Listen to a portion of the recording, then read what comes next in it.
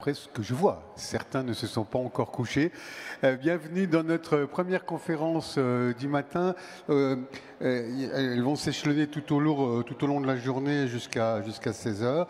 On parle ce matin d'un sujet qui est parallèle au monde de la brasserie, mais qui en concerne un grand nombre. Il s'agit de tout ce qui est autour des whiskies et nombre de brasseurs se sont lancés dans ce projet. Nous avons la chance de bénéficier de la présence de Franck Jolibert, qui nous parle dès maintenant de le matériel pour les whiskies français. À toi, Franck. Bien, je te remercie, Jean-Louis. Donc, nous avons déjà réalisé quelques conférences sur la fabrication des whiskies les années précédentes. Tout simplement, comme on l'a rappelé, c'est une continuité naturelle par rapport, je dirais, au brassage. Et donc, le salon du brasseur va lui aussi évoluer vers ces types de fabrication, notamment en essayant de faire venir des fournisseurs dans les années à venir. Donc, je ne sais pas si vous avez tourné, bon, il y a deux petits alambics qui traînent chez quelques fournisseurs actuellement. Donc, ce que j'ai voulu vous proposer ce matin, parce qu'en 20 minutes, 30 minutes, c'est pas évident de faire le tour d'horizon de l'ensemble de la fabrication, mais faire juste un focus sur les alambics, qui, je dirais, un élément constitutif de la qualité des produits pour le consommateur, et faire un voyage un petit peu dans ce monde, et puis également revenir sur un certain nombre de définitions. Parce que c'est à partir de là, malgré tout, qu'on s'est donné des cahiers des charges volontairement pour ne pas avoir n'importe quoi à faire dans ce domaine et voir un petit peu ce que ça peut représenter en termes qualitatifs au niveau des différents types d'alambics, que ce soit charentais, armagnaquais, continu ou bien autre. Dans la présentation, revenir un tout petit peu sur la partie distillation, qu'est-ce que c'est réellement ? Faire un focus sur l'ensemble des définitions, qu'est-ce qu'elles attendent au niveau des différents types d'alambics, et puis faire un petit tour visuel de ce qu'on peut trouver aujourd'hui en termes de fabrication, distillation. Donc qu'est-ce que c'est que la distillation ? Tout simplement, c'est séparer les différents alcools et les autres non-alcools de l'eau. Effectivement, ça sera une concentration. La distillation, elle est là pour créer du caractère, mais principalement donner une forme et affiner un distillat. C'est l'alcool blanc que l'on va obtenir, sachant que derrière, il y aura toute la phase de maturation, vieillissement, qui sera là également pour parfumer, compléter l'aromatique du whisky. Alors, qu'est-ce que c'est qu'une eau de vie ou un distillat ? C'est tout simplement une solution hydroalcoolique, parce que généralement, pour simplifier, on se dit c'est un mélange eau-alcool, tout en sachant bien sûr que la distillation, tout en concentrant l'alcool, qui est quand même un solvant qui a pour objectif donc de récupérer également un maximum donc de flaveur. C'est bien pour ça que les parfums sont montés sur alcool. Donc cet alcool-là va participer également à l'élaboration de l'aromatique des whisky en entraînant avec lui des corps que l'on va souhaiter désirer. Donc c'est conserver ces corps positifs, on va dire, des aldéhydes, des esters, quelques acides. Et puis également, essayer quand même de séparer les mauvais goûts, que ce soit donc des produits soufrés, quelques carbonatés, principalement également des alcools supérieurs, donc des alcools en C4 et en C5. Donc c'est un processus répétitif, tout simplement parce qu'on va progressivement monter en degré d'alcool tout au long de la distillation. Donc nous sommes dans une solution hydroalcoolique. Et on va partir donc d'un phénomène purement chimique où l'évaporation va permettre donc de concentrer dans les vapeurs le produit qui est toujours le plus volatile. Or, si on compare l'eau et l'alcool est nettement plus volatile.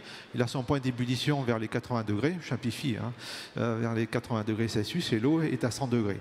Donc forcément, en faisant un apport d'énergie, en faisant bouillir ma bière, dans la vapeur, je vais obtenir un produit qui sera beaucoup plus riche en alcool que le produit de référence.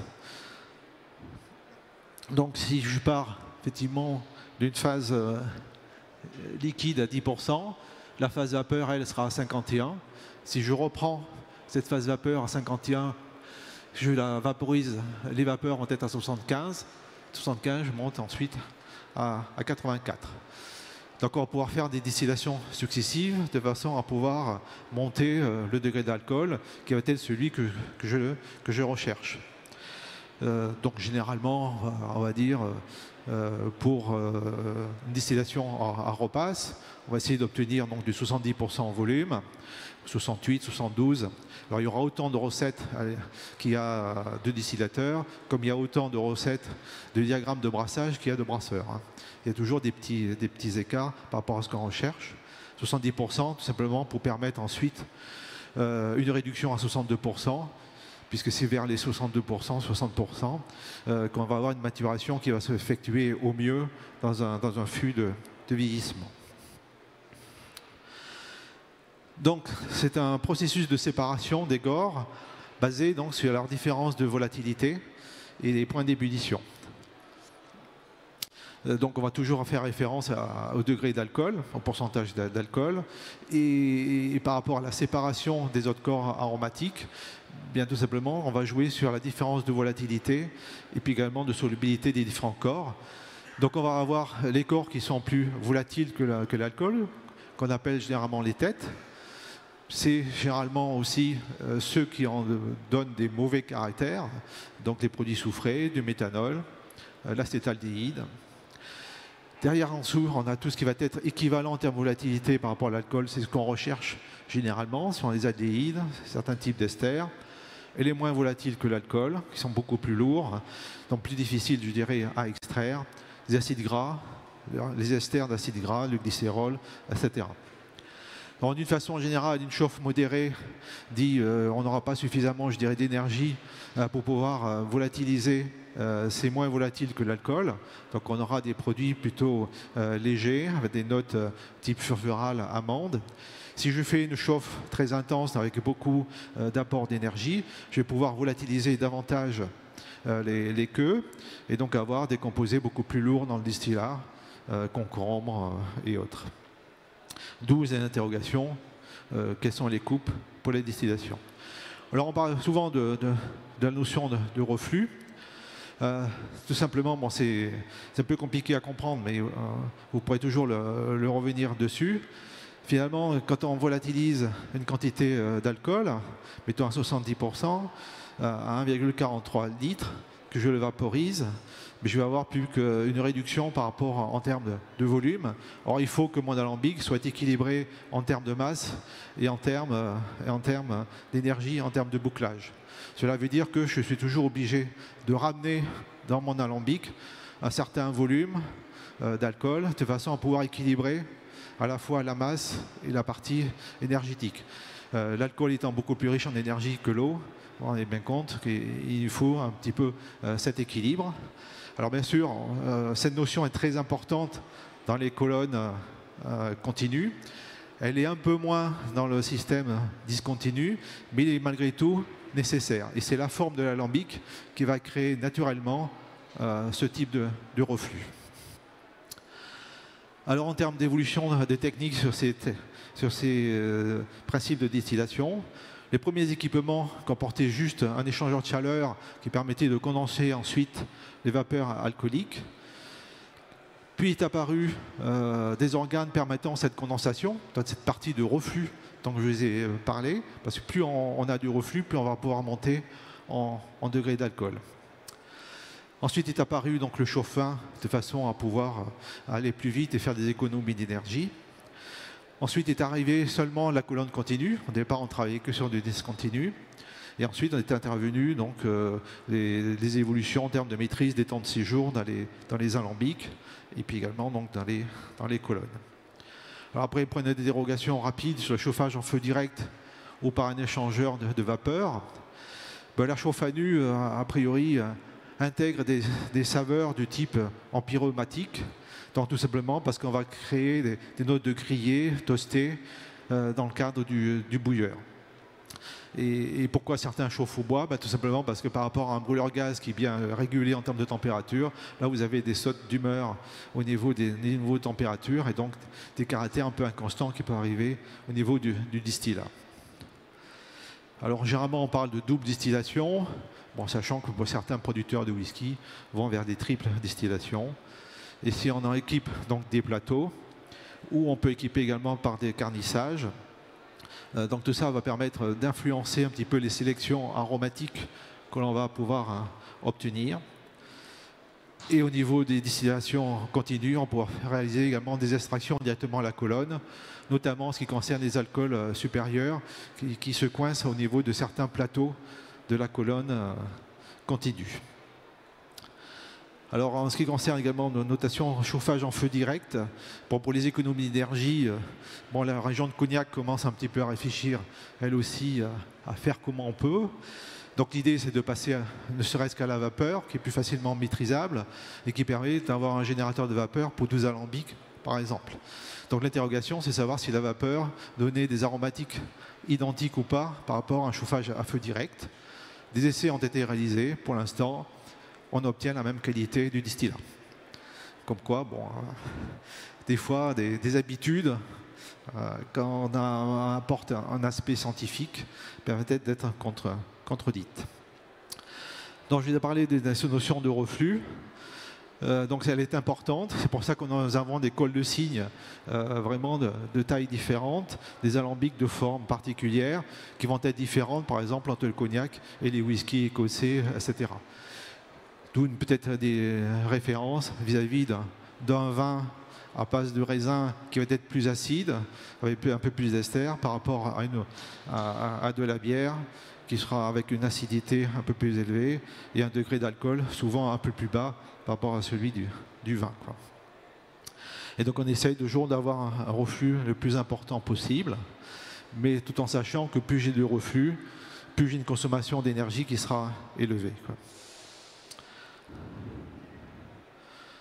Donc les points importants, c'est l'évaporation et la séparation, cette notion de reflux. On essaye toujours d'avoir un mélange le plus intime possible entre les vapeurs alcooliques et le liquide que je vais distiller. Puis ensuite s'interroger sur les niveaux de température, on en a parlé, feu nu ou pas, 108 degrés si je travaille à la vapeur. Et puis ensuite les notions de classement et d'extraction. Bon. Ce qui nous permet maintenant, après cette petite introduction un peu plus technique, de regarder un petit peu comment, en termes de réglementation, tout cela a été traduit. Donc le règlement 2019-787 qui définit le whisky, elle demande tout simplement une distillation inférieure à 94,8% en volume en termes de distillat. Ça veut dire qu'on a quand même des alcools qui peuvent monter à des valeurs très élevées et des alcools relativement neutres. Ce qu'on appelle neutre, c'est-à-dire que on perd un petit peu les caractéristiques intrinsèques des non-alcools. Puis on monte en degré d'alcool, plus celui-ci est pur, moins il y aura également de composés complémentaires par rapport à l'alcool éthylique. Donc vieillissement de 3 ans. Ce qui laisse quand même une très large ouverture en termes de choix d'alambic. Ce qui permet également donc, de produire des whiskies de type blend en colonne continue par les Écossais, et donc avoir des prix de revient qui sont relativement bas par rapport aux autres techniques de distillation. Donc la notion de single malt, uniquement à partir d'orge maltais dans une seule distillerie. Donc la France a quand même défini 2 indications géographiques reconnues, whisky breton et whisky alsacien. En complément donc de cet arrêté européen. La France a également défini dans son décret de 2016 la définition de single malt, moule d'orge maltais dans une seule et même distillerie. Et là, on va apparaître effectivement cette notion par rapport au règlement européen, distillation discontinue simple. Alors autant, bon, le discontinu, on comprend bien, le simple est un peu plus compliqué, à moins de dire de type charentais, ça aurait été plus simple à comprendre. On verra par la suite. Donc là, je vais aller très vite pour faire juste le focus sur les termes qui intéressent cette notion d'équipement d'alambic. Donc bien sûr, il faut que l'ensemble des opérations soient effectuées dans le bassin alsacien. Et pour la définition de l'alambic, il faut qu'il soit discontinu. J'ai un peu la définition donc, du single malt français. soit simple, soit multi-étagé avec un reflux. Donc ça laisse quand même une petite ouverture à ce moment-là à la positionnement de quelques plateaux avec une réflexion donc sur cette notion de retour d'alcool dans le bouilleur. Il demande à l'ensemble de l'équipement soit en cuivre, bon ça c'est un peu classique, et 25 hectolitres en termes de capacité. Donc il réduit quand même assez fortement la taille des alambics pour l'appellation alsacienne. Bon, après, il parle du catalyseur pour piéger le carbamate d'éthyle. Le cuivre est forcément intéressant, mais pas forcément pour le carbamate d'éthyle. Ça, c'est autre chose. Donc, on parle de feu nu ou de vapeur d'eau, donc il n'y a pas de souci. Par contre, on voit également cette définition de pourcentage volumique du distillat. Il faudra qu'il soit compris entre 60 et 80%. Bon, autant la valeur minimale a peu d'intérêt, autant la maximale 80% quand même a d'intérêt, ce qui renforce davantage sur un discontinu simple. Donc, détail de distillation, qu'est-ce que l'on peut dire? Peut-être séparé en français. Les fractions de début de distillation, ce qu'on appelle les têtes, on a vu, c'était les produits les plus volatiles, souvent indésirables. Dans l'appellation Alsace, ils sont systématiquement éliminés. C'est la seule appellation où on élimine effectivement donc les têtes. Maintenant, au distillateur, à savoir s'il extrait les têtes ou pas, quoi. Ben, s'il en les extrait, il ne peut pas les remettre, mais s'il ne les extrait pas... non. Par contre, les fins de distillation, bon, les queues, quand elles s'essient, peuvent être réintroduites dans le mou fermenté. On a parlé donc des notions de plateau. De toute façon, tout à l'heure, on verra sur quelques exemples pratiques ce que ça donne. Bon, 3 plateaux au plus. Donc c'est un peu vraiment le style Armagnac dans ce contexte-là. Alors bien sûr, si on débraye les plateaux, ben on devient sur le cas précédent, distillation simple, discontinue. Donc sinon, on passe par une distillation multi-étagée, comme on a expliqué. On reste toujours sur un volume de 25 hectolitres. Bon, après, dans l'appellation, on définit un petit peu ce que j'ai expliqué, la méthode de distillation, etc. Donc, ce n'est pas la peine de revenir là-dessus. Quand on est en distillation, donc avec plateau, ça reprend un petit peu le même schéma que si on était en distillation simple dans le cas du whisky d'Alsace. Il n'y a rien de particulier. On reste toujours sur 60 à 80%. Pour le whisky breton, donc, quels sont un petit peu les écarts par rapport à l'alsacien? Ben, lui, il propose tout simplement de faire une distillation continue multi-étagée avec reflux ou bien discontinue. Donc lui, il est beaucoup plus large en termes de possibilités de type d'alambic, puisque lui, il va permettre de faire du continu, ce qui n'était pas le cas au préalable, et qui n'est pas non plus le cas du whisky single malt français, quoi. Et puis bien sûr, donc, le discontinu qui est un petit peu la base. On revient bien sûr toujours sur le cuivre, hein, élément essentiel. Il rentre un petit peu dans le détail sur les équipements qui peuvent éviter d'être en cuivre. Bon, par contre, la capacité de distillation passe à 60. Tout à l'heure, on était à 25, ce qui va permettre, je dirais, de pouvoir s'équiper d'un alambic un peu plus large, quoi. Donc là également, on revient sur le discontinu avec la reprise du brouillis, les redistillations, etc. Plusieurs fois pour obtenir l'eau de vie, ce qui permet d'avoir une double distillation. Comme j'ai expliqué tout à l'heure, pour le whisky, certains proposent une triple distillation pour monter un petit peu le degré d'alcool. Par contre, les fractions de début et de fin peuvent être séparées et rajoutées soit dans la bière, soit dans le bouilli. Donc on est beaucoup plus lâche un petit peu en termes de récupération des têtes et des queues par rapport à l'alsacien. Et puis également on est un peu plus lâche un petit peu au niveau du degré alcoolique final, puisqu'on est à 88% dans ce cadre-là.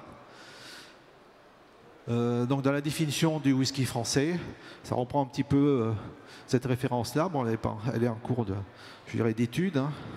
Toujours, on est à maximum 88%. Par contre, on aura un volume de charge de 120 hectolitres par rapport donc à la Bretagne qui, lui, se limite à 60 hectolitres. Donc on peut équiper donc, notre alambic de plateau ou des éléments de garnissage. Tout à l'heure, on parlait que de 3 plateaux. Là, on peut aller plus loin en nombre de plateaux. Puis on peut remplacer donc, les plateaux par du garnissage. Garnissage permettant toujours le mélange intime vapeur-liquide. Ce que j'ai rappelé tout à l'heure, il est très important d'avoir un petit peu ce mélange très intime qui va permettre, je dirais, aux différents corps de pouvoir se séparer, se mélanger les uns par rapport aux autres. Voilà. Donc 60 hectolitres, plateau et éléments de garnissage. Bon, on passe. Ça, c'était pour le discontinu. Et on peut avoir donc du discontinu multi-étagé avec reflux. Alors, qu'est-ce qu'il indique, lui? Tout simplement que les plateaux, ils peuvent être équipés de tunnels ou de calottes. Bon, les calottes, c'est ça. Les tunnels, c'est un peu ça. Ça veut dire qu'on ne peut pas utiliser des clapets ou des soupapes. Là, on rentre un petit peu dans le détail, sachant quand même que les clapets sont moins chers, je dirais, pour équiper une colonne que les calottes ou les tunnels. Moi, j'aurais une préférence, effectivement, pour les différents types de calottes. C'est ce qui est plus, je dirais, traditionnel.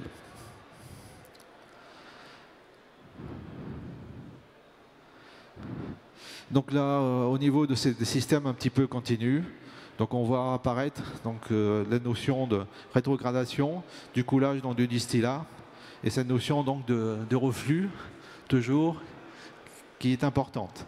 Sachant que toujours, que plus j'ai de reflux, plus je monte en degré d'alcool, et plus je consomme de l'énergie. Ça, c'est un peu la règle générale. Donc il revient sur l'obligation d'avoir un équipement de dégazage qui va permettre d'extraire justement toutes les têtes, ce qu'on appelle également trompette de dégazage, etc. Bon, l'injonction de vapeur est interdite. Bon, ça, je dirais, c'est tout à fait classique.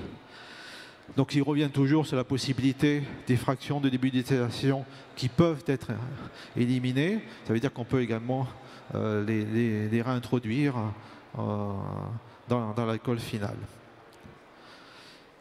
Donc, le titre alcoolmétrique whisky obtenu dans le collecteur joaillier doit être inférieur à 94,8%, donc qui est finalement relativement élevé, mais qui rejoint le règlement européen, si vous vous rappelez.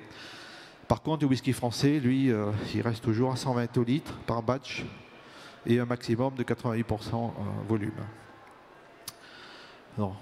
Donc, autre possibilité donc, pour l'alcool breton, c'est de faire du continu multi-étagé avec reflux, donc tunnel, calotte, rétrogradation, etc. Bon, on reste toujours sur les mêmes façons de faire. Présence de cuivre, chaudière, colonne, plateau, condenseur, chauvin sont obligatoirement en cuivre, ce qui est quand même relativement donc, coûteux, sachant que le cuivre il n'a qu'un seul objectif, donc une catalyse des produits soufrés et puis une action sur les acides gras volatiles. Donc généralement on est équipé d'inox, il y en a un passage sur la limaille de cuivre pour exactement faire le même travail. Par contre, ça va avoir une incidence, si tous les équipements sont en cuivre, bien sûr, sur le coût d'achat de ce type d'alambic. La capacité ne doit pas dépasser 200 hectolitres par 24 heures. Là, on est vraiment dans le cadre du continu, sachant que la réflexion du whisky français, elle aurait un impact de 250 hectolitres par 24 heures et un maximum de 92% volume. Bon, les procédés d'extraction sa phase liquide en cours d'utilisation continue, bon, on va permettre donc de modifier la concentration sont interdits. Donc ça, c'est un peu C'est un peu problématique, mais enfin bon, c'est leur cahier des charges. Il reste toujours trompette dégazage inférieur à 94,8%. Voilà. C'était un petit peu une étude de ce que imposent, je dirais, les différents règlements et appellations d'origine contrôlée sur les équipements. Maintenant, on va faire un petit tour d'horizon sur ce que ça existe. Comme je vais expliquer, tout à fait au départ, c'était des distillations simples. Hein. Bon, on fait bouillir, on récupère la vapeur, on récupère ici une solution qui sera plus riche en alcool. Bon, c'était exactement ce qu'on faisait au préalable. Après, on a commencé à refroidir un peu plus, ce qui permettait donc de ce cadre-là, et avec une forme particulière, d'augmenter déjà le reflux, et donc d'avoir un distillat qui va être beaucoup plus clair, beaucoup plus intéressant.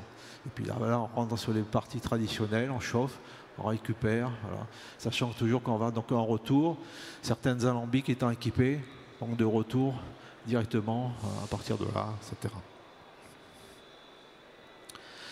Type à repasse, bon, c'est le traditionnel que tout le monde connaît. Hein. J'ai une première distillation qui permet, chaque fois, hein, qui permet donc d'avoir ma vapeur. Donc on voit bien cette forme spécifique qui va créer cette condensation, ce reflux, qui va être important pour avoir une qualité particulière au niveau donc, du bouilli, y compris lorsque on fait donc, la distillation de bouilli pour avoir l'eau de vie fine. Quoi. Donc c'est la double distillation, je dirais. Aujourd'hui, le whisky français, je ne sais pas trop, mais 95% il est fabriqué de cette façon-là. C'est la distillation également du cognac, obligatoirement. Après, évoluent donc les volumes qui sont peut-être imposés. On a vu du 20 hectos, 25 hectos, 60 hectos, et puis le système de chauffe également qui peut intervenir. Donc on commence déjà à voir apparaître, suite à ça, le même principe, sauf qu'on a travaillé davantage la condensation des vapeurs avec des systèmes un peu alambiqués pour avoir plus de retour ici avant de passer donc, sur le refroidissement et la récupération. Ça, c'est les anciens modèles production de whisky. Bon, donc je passe, hein, Scotch Malt Whisky. Vous voyez donc toujours un peu le principe. On pourrait dire parce que tout le monde a un alambic différent les uns des autres, chacun avec ses particularités, du moment qu'on respecte effectivement la philosophie de l'extraction chimique que représente la distillation. Donc maintenant, on va davantage sur ce qui existe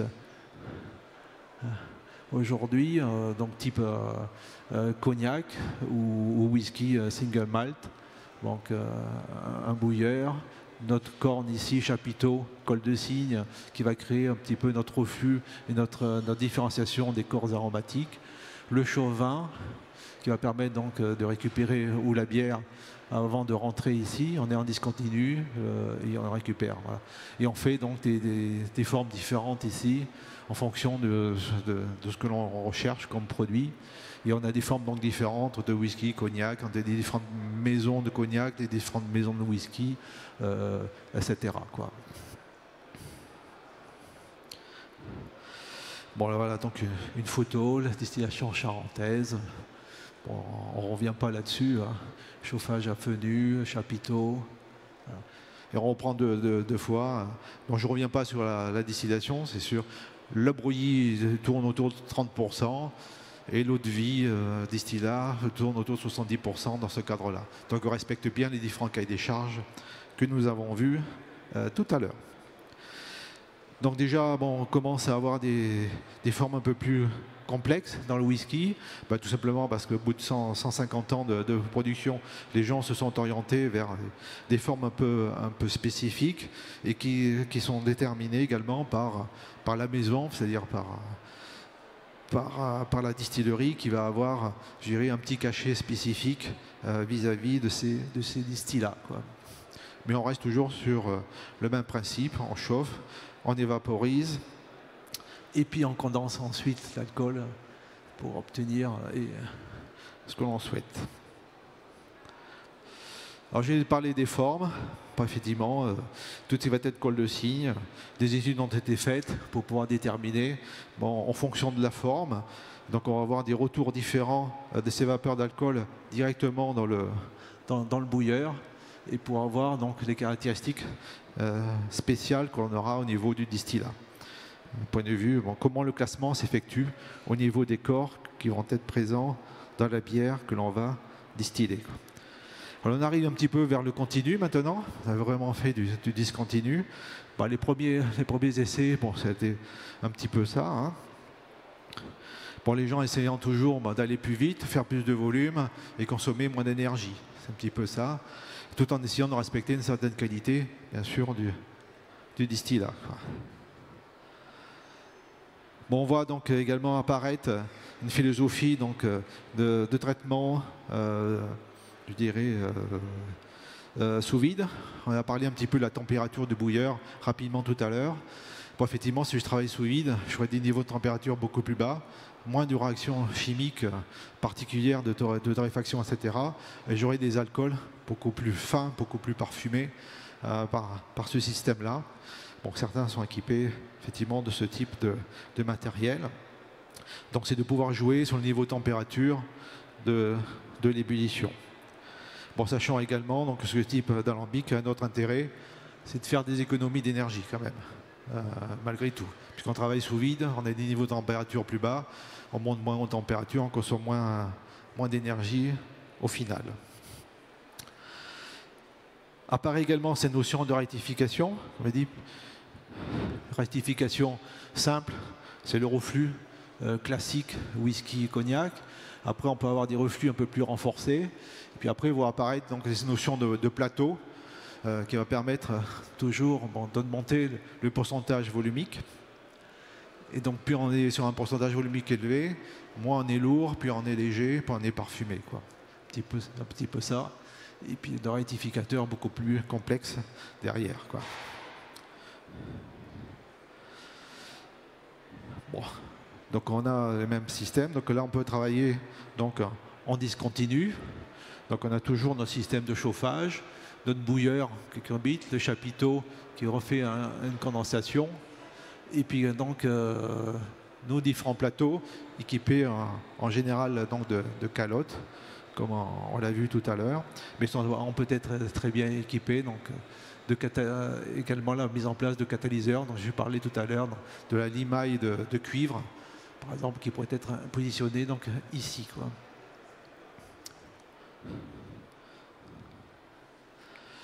Bon, voilà ce qu'on voit. Hein.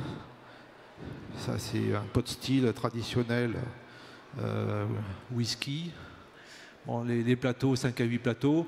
On a vu tout à l'heure que dans les Asiens, on limitait le nombre de plateaux à 3. 3 plateaux, là il y en a 5, 8. Et on voit des systèmes un peu particuliers ici, donc aussi sur des plateaux chez un fournisseur allemand. Donc c'est ce qu'on voit ici. Donc c'est un peu les techniques plutôt des alcools blancs de fruits qu'on retrouve, mais qui pourraient être très bien adaptés donc, pour la distillation de whisky et qui sont également autorisés au niveau des définitions que nous avons vues tout à l'heure. Voilà. Donc on voit également apparaître, on va séparer un certain nombre de niveaux, tout simplement pour faire sur un même alambic des recettes soit en discontinu simple, soit en discontinu avec plateau ou pas. Quoi. Donc sur un même châssis, on peut retrouver maintenant simple à repasse et 2 alambics avec plateau. L'un avec beaucoup de plateaux qui nous permettent, entre guillemets, de faire de la vodka, puisque plus on monte de plateau, plus on monte d'entrée d'alcool, et puis ensuite, bon, effectivement, et puis ça permet également donc, de faire des gins, etc. Alors qu'on a le système simple, un seul bouilleur, un seul système d'alimentation d'énergie, et on peut faire un type d'alcool que l'on souhaite, je dirais, derrière. Et on est effectivement sur des petites capacités, voilà. Donc un petit mot également sur le garnissage. Hein. Bah, c'est le même principe, sauf que là, à ce moment-là, le garnissage équivaut à un certain nombre de plateaux.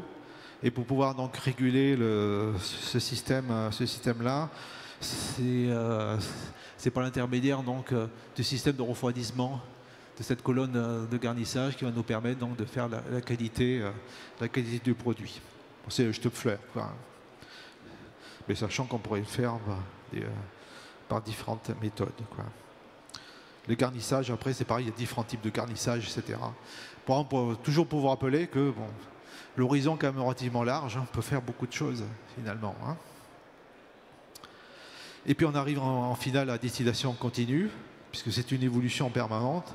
Bon, là, il faut gérer une entrée, une sortie permanente, l'évacuation donc des vinasses ou des birasses, un certain nombre donc, de régulations, avec toujours donc, un nombre de plateaux, avec des calottes ou des clapets. On a vu que les clapets, en France, bon, pour les définir de whisky, il fallait l'oublier.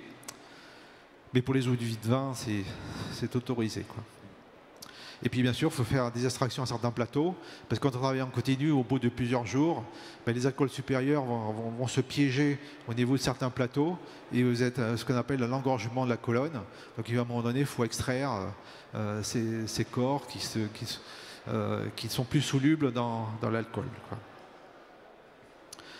Bon, donc ça c'est un système continu armagnaqué, avec tout son système de régulation. Bon, je passe. Et donc forcément, on commence à arriver sur de l'Armagnac. Il y a de l'Armagnac discontinu, puis il y a un peu d'Armagnac également continu. Bon, c'est seulement Armagnac, je dis ça pour être plus pratico-pratique français, quoi. Et on voit donc toujours un nombre de plateaux qui va nous générer. Et puis on arrive sur l'alambic à colonne continue derrière, avec une zone, je dirais, de concentration en montant degré d'alcool et une zone d'épuisement pour réduire au maximum l'alcool qui va être présent dans la birasse. L'intérêt de la colonne continue, c'est qu'on peut faire des extractions, on a des alcools à plus haut degré d'alcool, on a une forte réduction de la consommation d'énergie, etc. D'où un petit peu cette volonté aussi de réduire un petit peu les capacités et les modes pour faire un whisky en français, pas faire, je dirais, du blind petit prix comme font les Écossais ou les Irlandais, donc qui permettent d'avoir des prix du distillat très bas par ce système d'alambic. Bon, voilà, donc c'est tiré du site whisky français, quoi. En conclusion, bon, on a vu, bon, il y a beaucoup de possibilités en termes de choix d'équipement, d'alambic, et forcément chaque alambic aura ses caractéristiques et son distillat, la qualité du distillat. Ce qui fait que même en partant d'une même bière, en partant sur différents types d'alambic, vous aurez toujours des différenciations aromatiques entre les produits que vous allez obtenir, et ce qui va donner le cachet de la distillerie. Finalement, ensuite, chaque distillerie aura sa spécificité, son cachet lié à son mode de distillation. Et tous les produits seront forcément bons, mais ils auront tous un petit cachet particulier, quoi. Ce qui fait un peu le charme un petit peu de ce métier, tout en sachant également que les modes de chauffage vont être très importants, d'autant plus avec l'augmentation du prix de l'énergie. Il va falloir quand même s'intéresser à cela. Les gens du whisky écossais sont amusés à comparer effectivement l'impact environnemental de leur whisky par rapport je dirais, au cognac. C'est sûr, le cognac, c'est le top du top en termes de consommation d'énergie. Donc, si on fait un impact environnemental, on va dire, oh là, c'est pas bon, il faut arrêter de consommer ce produit-là, mais il a une certaine qualité. D'où ces travaux, je dirais, que j'ai rappelé tout à l'heure, d'essayer de passer avec d'autres systèmes. Bon, on a fait ce qu'on a pu sur la régulation des brûleurs gaz et tout. Maintenant, on va passer certainement à la vapeur, du moins pour les grandes maisons, parce que qu'on a 10-12 alambics à faire chauffer en même temps, c'est intéressant. Pour ceux qui seront toujours sur des petits alambics uniques, ça sera un peu plus compliqué, quoi. Toujours en cherchant sur la meilleure qualité du produit, quoi. Voilà, bon, j'étais peut-être un petit peu rapide, mais bon, c'était l'idée de faire en focus sur le matériel de distillation. Merci Franck pour cette présentation d'une très très grande richesse. J'imagine que certains d'entre vous n'ont pas pu retenir tout. Je sais, alors deux éléments à avoir en tête. La première chose, c'est que vous pourrez récupérer le diaporama de la présentation d'ici quelques semaines en le demandant au Musée français de la brasserie, où il faut s'inscrire à l'accueil pour qu'on vous envoie un lien dans quelques semaines, là, lorsque tout sera apuré, distillé. Pour qu'on se retrouve là-dessus. Et puis bien entendu, dans quelques jours aussi, seront mis à disposition les vidéos. Hein. Il y a une captation de nos conférences. Et les vidéos seront mises à disposition sur le site du Salon du Brasseur. Vous pourrez les retrouver avec un lien YouTube qui vous permettra de reprendre et de réécouter, de revoir tous ces éléments. Moi, bien entendu, la parole est à la salle, mais j'ai bien entendu qu'il y avait des restrictions, hein, enfin des contraintes, hein, quand on fait du whisky breton, du whisky alsacien, mais en Lorraine, on fait aussi du whisky. Il y a des restrictions, il n'y en a pas, comment ça se passe?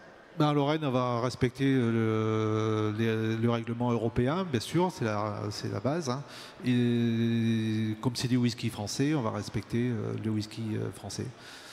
Donc une ouverture un peu plus large, on a vu sur les définitions de single malt ou de futur whisky français, on a des possibilités un peu plus larges, je dirais, par rapport à l'alsacien qui est le plus restrictif, et ensuite le breton, quoi. Alors j'imagine que j'ai fait la première question pour voir comme ça. Hein. Et je sais aussi que celle du matin là est difficile parce que certains ont dû avoir. Maintenant, rien n'empêche pour le whisky lorrain d'être comparable au whisky alsacien, etc. en termes de contraintes. Oui, bien sûr. Les plus basses. Hein. Bien sûr. Et c'est toujours, faut pas dépasser le plus haut, quoi. D'accord. Quelques détails, demandes, précisions. Si peut-être certains d'entre vous ont-ils des avant-projets, voire des projets, voire des réalités, des réalisations. Ceux qui en ont se sont reconnus dans ce qu'on a entendu. Une remarque, attention, si on bouge une main, voilà, parfait, on bouge une main, on a droit à la parole.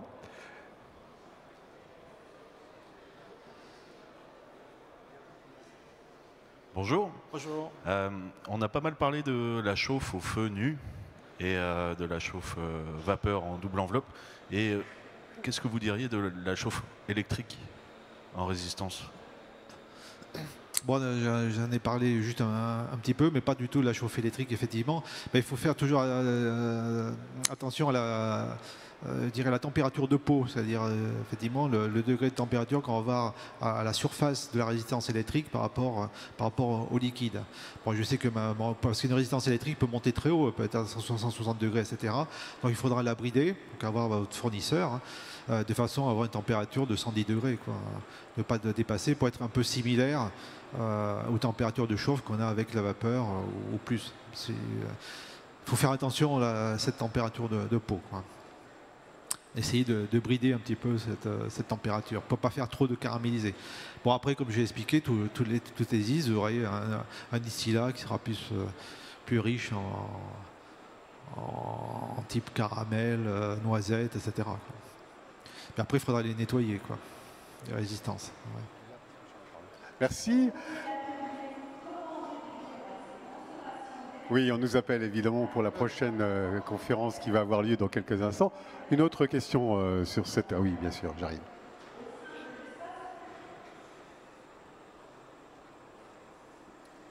Bonjour monsieur, merci, merci pour cette conférence.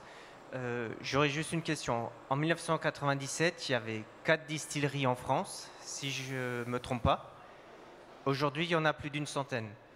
Avec le réchauffement climatique, avec les céréales, le coût des céréales qui augmente, pensez-vous qu'il y a encore des micro-distilleries qui pourront s'ouvrir? Bah, je dirais la philosophie reste la même pour les microbrasseries. Hein. La problématique sera différente.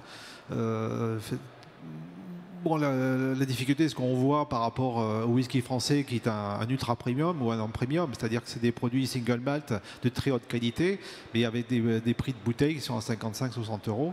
Donc, ce qui représente quand même, pour aujourd'hui, avec la crise économique, etc., peut-être un frein par rapport aux acheteurs. Donc, il faudrait peut-être aller plus vers des blindes, des systèmes un peu continus et autres, de façon ou faire des mélanges, etc.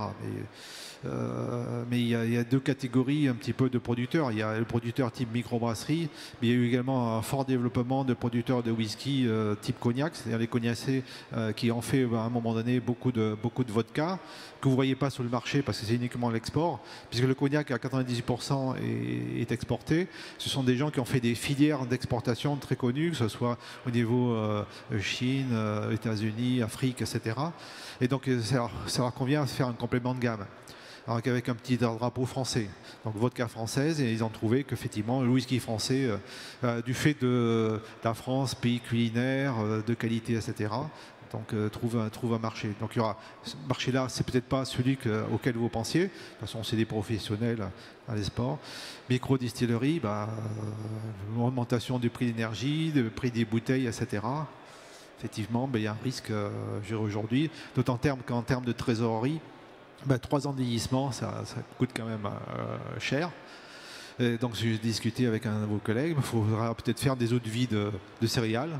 C'est pas poétique en termes de termes, eau de vie de céréales, mais c'est des produits qui coûteront certainement beaucoup moins cher, vieillis 6 mois, qui vont permettre un certain nombre de types d'apports de bois différents, etc. Puisque la réglementation est beaucoup plus lâche, de très bonne qualité, mais avec des prix plus bas. Mais on peut, peut-être d'autres questions, on peut s'associer avec une distillerie de fruits pour distiller de la bière, ou on est obligé de distiller dans la brasserie? Est-ce que, j'ai peut-être raté quelques éléments parce que je me suis enfui tout à l'heure, mais est-ce qu'il y a des précisions à retenir de ce côté-là? C'est des ouvertures éventuelles, oui? Oui. Bon, il y a beaucoup de gens qui ont démarré tout simplement en faisant appel à d'autres distillateurs qui étaient spécialisés sur un certain nombre de produits. Il y a des distillateurs ambulants au niveau des mares de raisin, etc., qui ont été appelés pour démarrer pas mal de microbrasseries qui se sont lancées dans le système. Comme je le dis, vous pouvez utiliser il faut respecter des critères. Après, si vous prenez un alambic qui n'est pas dans les caractéristiques de taille, etc., vous ne pouvez pas marquer le terme français, vous pouvez marquer whisky. S'il répond au règlement européen, vous n'aurez pas. C'est des cahiers de charges qui vous permettent d'avoir une appellation. Après, si vous ne la respectez pas, vous êtes whisky. Et si vous ne respectez pas le whisky, vous devenez eau de vie de céréales. Donc il y a toujours des moyens, quoi. Il y a toujours des moyens. Merci pour ces éclairages. Encore une ou deux questions? On a encore 1 minute. Eh bien, nous reste, merci à applaudir Franck pour sa présentation. Franck est bénévole et vice-président du Musée français de la brasserie. Il est dans nos murs tout le temps. Vous pourrez le recroiser à un autre moment et aller éventuellement poser la question qui vous intéresse de façon un peu plus spécifique. N'hésitez pas à venir le rencontrer. Il est tout à l'heure dans des ateliers également. Et si l'atelier qu'il anime ne parle pas forcément de distillerie, vous n'hésitez pas à aller l'interroger. Merci pour votre présence. Ça vous laisse quelques instants pour réfléchir un petit peu et vous aérer. Et puis on se retrouve à 10h30 pour parler de houblon. Oui, on a parlé, je ne dis pas de sottises, autour de ces questions. Nos interventions sont très variées. Et là, on parlera de houblonnage à froid. On en a parlé hier dans d'autres structures. Je vous invite à nous retrouver à 10h30. Bonne journée et à tout à l'heure.